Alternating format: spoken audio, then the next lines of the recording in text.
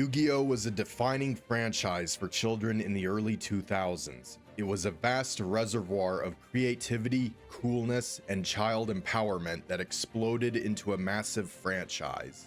The two big pillars of this franchise are the anime and the card game. The card game is a ton of fun, but the rules have a lot of nitty-gritty details that make it hard to follow sometimes. More on that later. But anyone who watched the anime was enthralled by one key aspect of the world it portrayed, that being the holographic technology which allowed the cards to be brought to life in a physical space. We all dreamed of the day that technology in real life could advance to the point where the images you're watching now could be made into reality. I'm here to explain how this reality could come about, and really, technology is the smallest on the list of problems.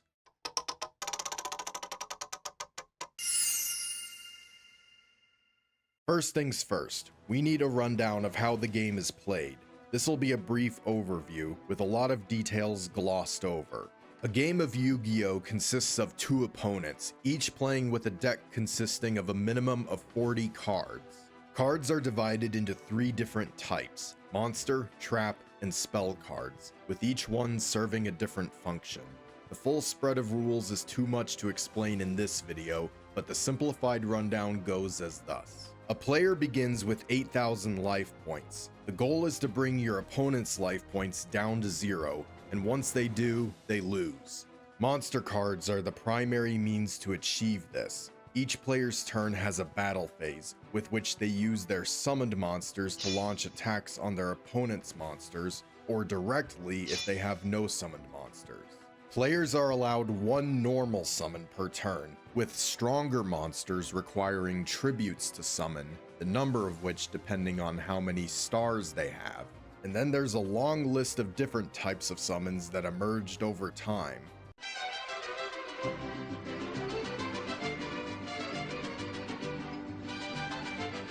And then we have monster types and attributes.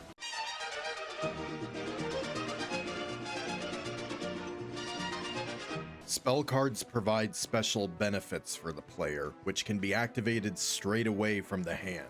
Trap cards also provide special benefits, but act as counter-offensive plays to opponents' moves, and need to be set face down for a turn before being played.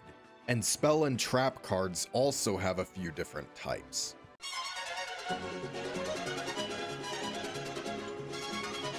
Choosing the right cards to build a synergistic deck is key to success, requiring a good balance of all three card types. Now let's run down how the game was depicted in the anime. The early episodes of the anime, set during what's called the Duelist Kingdom arc, had the game play out on what were called dueling arenas. These were stationary machines with holographic technology capable of showcasing a wide variety of animations for the cards, to the point that it felt real even before dark magic started making the games actually real. But the most famous imagery the anime produced was the dueling disc, all the wonder and sophistication of holographic dueling technology in a neat, portable package. This was the primary conduit the show used to depict dueling for the first three series. I haven't watched anything after that, so I'll stop with the big meme daddy of Yu-Gi-Oh! Card games on motorcycles!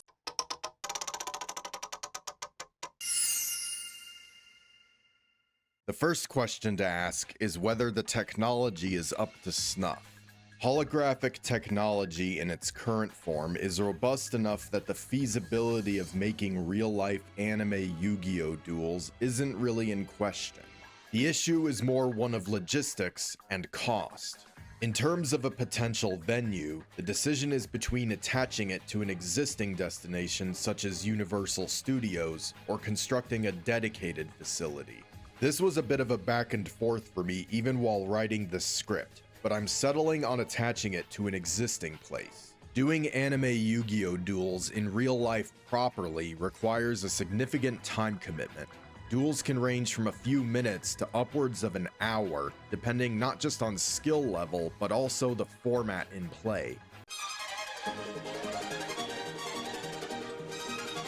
Depending on how long duels in this venue could last, no matter what option we ultimately go with, reservations would be preferable to agonizingly long wait times. But I'm going with an existing place ultimately for the cost. This is an enterprise that would require significant financial backing, and that's a lesser ask of some place like Universal than trying to build it all from the ground up.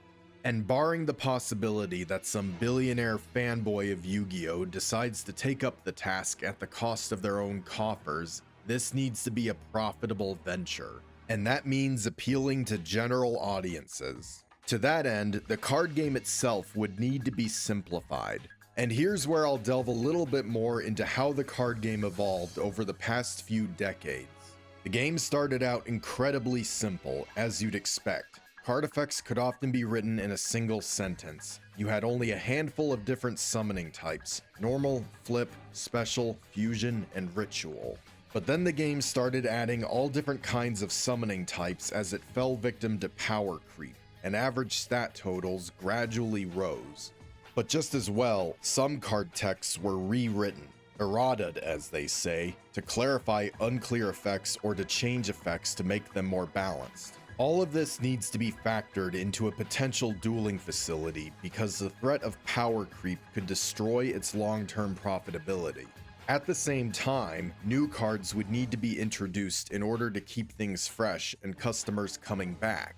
A daunting task for sure, but I believe it's possible with a few drastic measures. First things first, any card that has walls of tiny text gotta go, which means most cards that came out in the later years of the game are excluded. Having pre-built synergistic decks on offer would go a long way toward making things easy for casuals as well, and keeping things strictly limited to the 5 main summoning types and setting hard limits on the stats of monsters that can be summoned without cost would help avoid power creep.